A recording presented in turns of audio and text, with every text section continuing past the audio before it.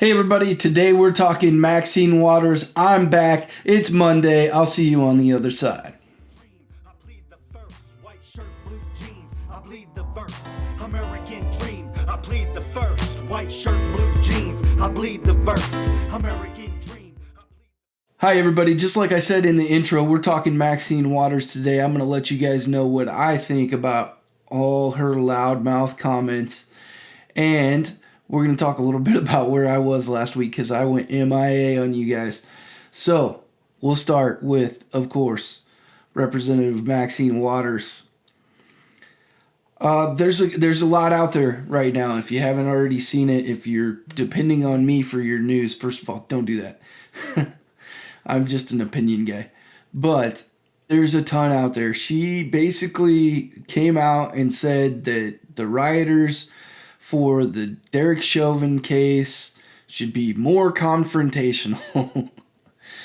I'm fairly certain, wasn't that long ago that they wanted Trump thrown in prison for inciting violence, and he did no such thing. And here we are with Maxine Waters again inciting actual violence, basically asking for them to be violent. I don't know how else you can interpret be more confrontational when they're already rioting. I just don't. There's no other way an intelligent person can interpret that. And it's not the first time Maxine Waters has incited violence. We could go back a few years ago where she said to go harass people that were in Trump's administration and don't let them have any peace, and on and on and on. It's ridiculous. I'm so tired of the hypocrisy. I want all of these politicians that are full of hypocrisy to get their just desserts. I want them to get their justice that they keep calling for, because I don't think they know what they're asking for when they ask for justice. When you open your big mouth and ask for justice and you're the one that is the hypocrite, it's coming back around on you. I saw some articles today asking her to step down and all this different stuff.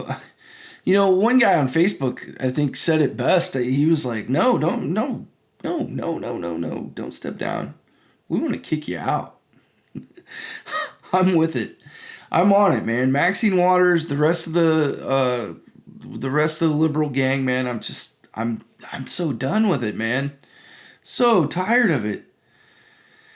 It wears me out so much when we can't have intellectual honesty and intellectual courage enough to say, you know what, this person, Maxine Waters, if you're a liberal, this person, Maxine Waters, is wrong. This is exactly what we were coming after Trump for, and worse. And I'm not standing beside her just because she has a D in front of her name. But I haven't seen anybody do that yet. I would like to see that, and if I'm missing something, somebody out there, please let me know. But I have not seen that yet. I want to see that. I won't hold my breath. I try my best to not be hypocritical and to not stand behind a person just because they're of my political flavor. I sometimes get caught up in that because I'm a human. I think we can all do it sometimes. But we on the right, I think, do it better.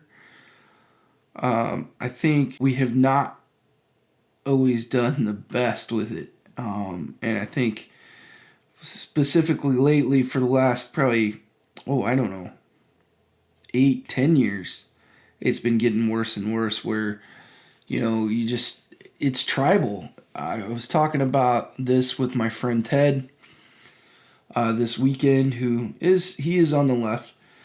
He used to be on the right. He moved to the left. He said the right pissed him off on something. I don't remember what that was, or he may have never told me. But he said he specifically moved to the left because the right pissed him off. And we were talking about this exact thing where People are just tribal. It's their team, and we're going to stick up for them no matter what, and it's just got to end. And the people that are sticking up for Maxine Waters, shame on you. That's ridiculous. Not going to do it. You saw me last week, I believe, talk about my feelings on the latest police shooting up in Minnesota. And that was not a popular take with some of my crowd when I said that she was absolutely wrong. But I'm not going to back down from that. It's my opinion. I feel that it's the right opinion, but it ultimately is an opinion. I'm not going to back down from it, man. It's just, look, the guy was stupid for running. Is that a death sentence? No, it shouldn't be. Running is not a death sentence. Threatening another person's life or the officer's life, that's a death sentence. I don't see how him running is threatening anybody's life. So, and the fact that she pulled the wrong weapon, it's just a flat out mistake. I don't see how anybody can't be with me on that. I really don't. But if you're not with me, that's okay. It's okay. We don't have to agree on everything. Anyway, back to Maxine Waters. I went on that whole kind of rant for a moment to say the people that are backing her and saying that, oh, this is not the same thing, you're delusional. You're deluding yourself on purpose, or you're lying. I don't know what it is, but you got to get over it, because it's not okay. It's not okay what she did. It's not okay what she said. The judge in the Derek Chauvin case ruled against the defense's motion to have the case dismissed because of Representative Maxine Waters. But the judge also came out and said that the trial may be flipped over in an appeal because of what she said. Judge is in a hard place there. A representative like Maxine Waters can have a big impact when she comes out and makes comments about Derek Chauvin being guilty, and my feelings on whether he's guilty or not are irrelevant to this conversation. If she comes out and says he's guilty, and then the jurors hear that, not everybody is equally intelligent, guys, and if there are a few Democrats on that jury, they could be easily influenced by her. Why couldn't they be? Even if they're not Democrats, maybe they're just not the most brilliant people in the world, and they're easily influenced, right? It's kind of difficult to have your own opinion when there's a lot of pressure to have a different opinion. So I feel for the judge. That was a difficult decision to make. I may have, if I were the judge in his place, I don't have the legal experience he has. I don't know what I'm talking about, really. But just if I'm putting myself in his shoes, I may have called a mistrial in that situation, because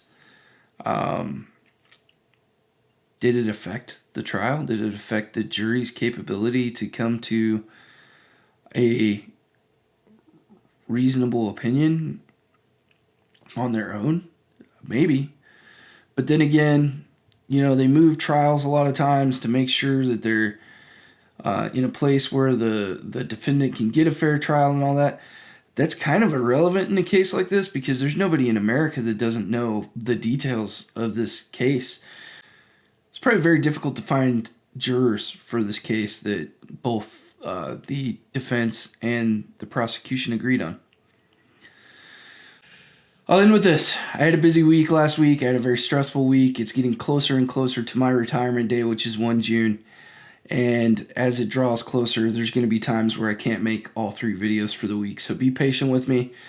I am thinking that once I retire fully, that I should have all the time in the world to do this. I still will be working a job, I think.